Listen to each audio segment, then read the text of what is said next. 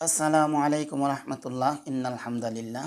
আজকে আমরা আলোচনা করব জুমার দিনের আমল সম্পর্কে। জুমার দিনে অনেক আমল রয়েছে, তার মধ্যে জুমার দিনে 4টি আমল রয়েছে যা প্রত্যেক মুসলমানের উপর করা জরুরি, প্রত্যেকটি মুসলমানের করা জরুরি। জুমার দিন হলো সপ্তাহের সর্বশ্রেষ্ঠ দিন। জুমার দিন হলো ঈদের দিন। জুমার দিন হলো অন্য দিনের তুলনায় সওয়াব অর্জন করার দিন। তাই জুমার দিন সম্পর্কে আল্লাহর রাসূল সাল্লাল্লাহু আলাইহি ওয়াসাল্লাম এরশাদ করেছেন, যে ব্যক্তি জুমার দিনে সূরাতুল কাহাফ তেলাওয়াত করবে তার ইমানের নূর এই জুমা হতে আগামী জুমা পর্যন্ত চমকাতে থাকবে। সুবহানাল্লাহ। হাদিসটি হলো মিসকাত শরীফ 2175 নম্বর হাদিস। আল্লাহর রাসূল সাল্লাল্লাহু আলাইহি ওয়াসাল্লামের আরেকজন সাহাবী হযরত আবু দারদা রাদিয়াল্লাহু তাআলা আনহু থেকে বর্ণিত, নবী করিম সাল্লাল্লাহু আলাইহি ওয়াসাল্লাম বলেছেন, যে ব্যক্তি সূরাতুল কাহাফের প্রথম 10 আয়াত মুখস্থ করবে সে দাজ্জালের ফিতনা থেকে নিরাপদে থাকবে। সুবহানাল্লাহ। সহিহ মুসলিম 809 নম্বর হাদিস, আবু দাউদ 4323 নম্বর হাদিস।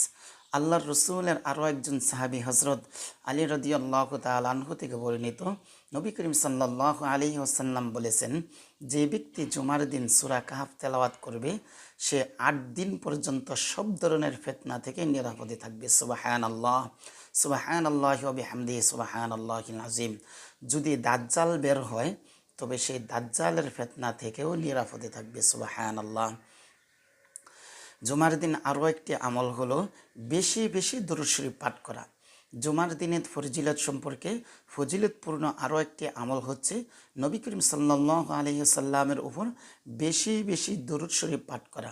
আল্লাহর রাসূল সাল্লাল্লাহু আলাইহি ওয়াসাল্লাম বলেন, দিনসমূহের মধ্যে জুমার দিনেই সর্বোত্তম। এই দিনে আদম আলাইহিস সালামকে সৃষ্টি করা হয়েছে, এই দিনে তিনি ইন্তেকাল করেন, এই দিনে সংজ্ঞায় ফুৎকার দেওয়া হবে, এই দিন সমস্ত সৃষ্টিকে বেহুশ করা হবে। অতএব তোমরা এই দিনে আমার উপর অধিক পরিমাণে দরুদ শরীফ পাঠ করো। সুবহানাল্লাহ। কেননা তোমাদের দরুদ আমার সম্মুখে পেশ করা হয়ে থাকে। সুবহানাল্লাহ। হাদিসটি হলো আবু দাউদ সহিহ হাদিস 1047 নম্বর হাদিস। জুমার দিন আরও একটি আমল হলো তাড়াতাড়ি মসজিদে আগমন করা। অনেক মানুষ আমরা কি করি, মসজিদে আস্তে ধীরে যাই, আজানের পরে গোসল করতে যাই, যখন জুমার খুতবা শুরু হবে তখন আমরা তাড়াহুড়া করে, যখন একটা 10, 15, 20 বেজে যায় তখন তাড়াহুড়া করে বাসা থেকে বের হই। এই কাজটা না করা। তাই জুমার দিন আরও একটি আমল হলো তাড়াতাড়ি মসজিদে আগমন করা। অন্য দিন যদি জোহরের নামাজের জন্য যদি 30 মিনিট 40 মিনিট আগে আসি, জুমার দিন মিনিমাম না হলেও আধা ঘন্টা 1 ঘন্টা আগে আসার চেষ্টা করব।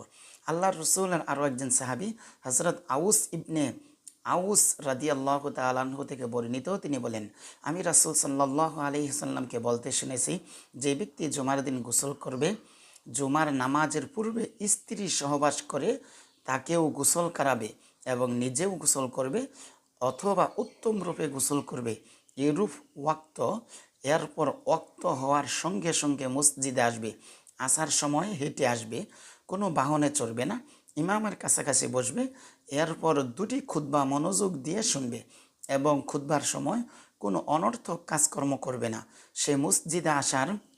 সে মসজিদে আসার প্রতিটি কদমে 1 বৎসর নফল রোজা ও 1 বৎসর নফল নামাজের সওয়াব পাবে। সুবহানাল্লাহ। হাদিসটি হলো আবু দাউদ 345 নম্বর হাদিস। লাস্টে যে আমলটি দোয়া করা, জুমার দিন বেশি বেশি দোয়া করা। জুমার দিনে দোয়া আল্লাহ তাআলার কবুল করেন। জুমার দিনে কি করেন? দোয়া আল্লাহ সুবহানাহু ওয়া তাআলা কবুল করেন। তাই এই দিনে আল্লাহ তাআলার কাছে দোয়া করা জরুরি। হযরত জাবির ইবনে আব্দুল্লাহ রাদিয়াল্লাহু তাআলা আনহু থেকে বর্ণিত, রাসূল সাল্লাল্লাহু আলাইহি ওয়াসাল্লাম বলেন, জুমার দিনে এমন একটা সময় রয়েছে যাতে আল্লাহ তাআলার বান্দা আল্লাহর কাছে যা চায় আল্লাহ তাআলা তাই দেন। সুবহানাল্লাহ। অতএব তোমরা আসরের শেষ সময়ে তা তালাশ করো। মানে জুমার দিন এমন একটা সময় আছে যা চাইবে তাই পাবে। হাদিসটি হলো আবু দাউদ 1048 নম্বর হাদিস, সুনানে আন-নাসাই 1389 নম্বর হাদিস। আল্লাহ তাআলা আমলগুলি করার মতো তৌফিক দান করুন। আসসালামু আলাইকুম।